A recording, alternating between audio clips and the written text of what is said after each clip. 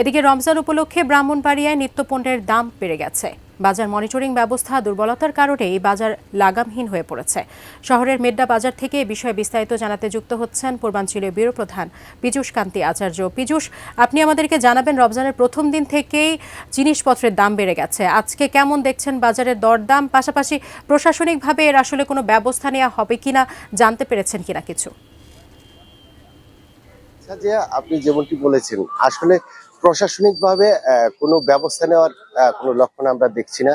আমরা যখন বাজারে আসলে অনেকক্ষণ আগে আমরা বাজারে এসেছি, বাজারে এসে যে নিত্যপণ্য যে রয়েছে, নিত্যপণ্যের কিন্তু মূল্য অনেক বেশি। আজকে রমজানের প্রথম দিনে আমরা যেটি দেখেছি, বিশেষ করে সবজির দাম কিন্তু অনেক বেশি, এবং রমজানের যে প্রধান অনুষঙ্গ যে বেগুন কিন্তু 120 টাকা কেজি দরে বিক্রি হচ্ছে, এবং ছোলা বুটও কিন্তু বিক্রি হচ্ছে 100 টাকা থেকে 110 টাকা কেজি দরে।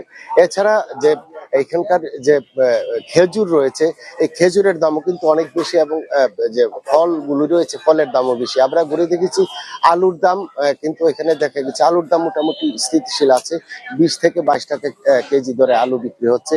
এছাড়া যে মাছের দাম আমরা দেখেছি যে কার্প জাতীয় যে মাছ আছে, 400 টাকা থেকে 450 টাকা কেজি দরে বিক্রি হচ্ছে, এবং যে ছোট মাছ যে আছে, ছোট মাছ বিক্রি হচ্ছে 600 থেকে 700 টাকা কেজি দরে।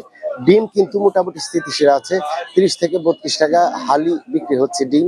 এছাড়া যে মাংস কিন্তু দাম কিছুটা বেড়েছে, 850 টাকা কেজি দরে গরুর মাংস বিক্রি হচ্ছে, এবং অর্থাৎ যে নিত্যপণ্য যা আছে, নিত্যপণ্যের প্রতিটি পণ্যের দাম কিন্তু বেড়েছে। কিন্তু এখানকার ক্রেতারা যেমনটি বলেছেন যে বাজার মনিটরিং জোরদার না করলে কিন্তু বাজার লাগামহীন হয়ে পড়বে।